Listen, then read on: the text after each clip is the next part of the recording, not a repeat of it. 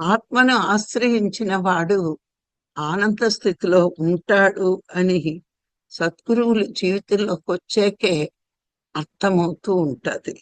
మరి ఆత్మ గురించి చెప్పే సాధనలు వదిలి కర్మ మార్గంలో ఉన్న వాడికి ఎప్పుడు దుఃఖమే ఉంటుంది. పంచేంద్రియాలతో చేసే పనుల వల్ల ఆనందం దక్కదెవరికి.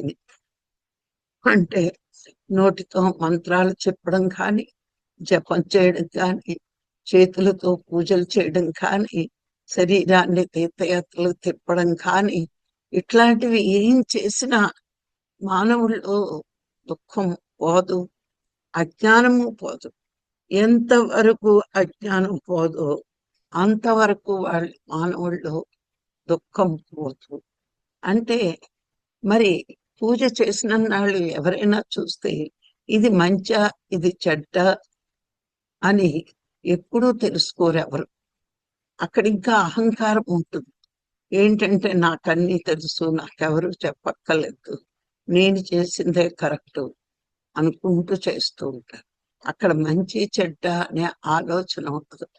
భక్తిలోని నేర్చుకోరు, కర్మలోని నేర్చుకోరు. ఈ భక్తి ఈ కాలంలో చూస్తే కోరికల కోసం భక్తి ఉంది కానీ భగవంతుడి మీద ఇష్టంతో భక్తి కాదు ఎవరినైనా చూస్తే.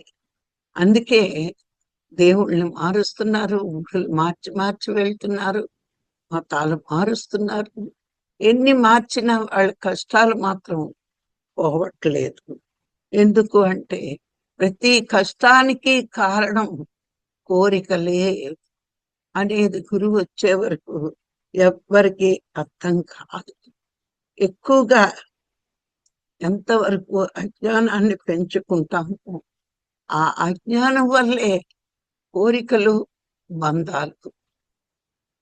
కోరిక కోరిక కోరిక కోరిక వల్లే దుఃఖము అంటాడు శంకరాచార్య.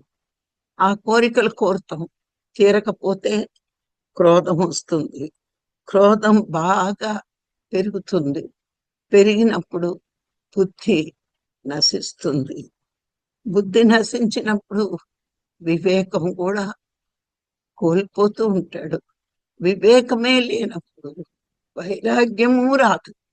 వైరాగ్యమే లేనప్పుడు నీకు భగవంతుడు ఆత్మతత్వాన్ని తెలుసుకోవడానికి ఎప్పుడు ప్రయత్నించరు.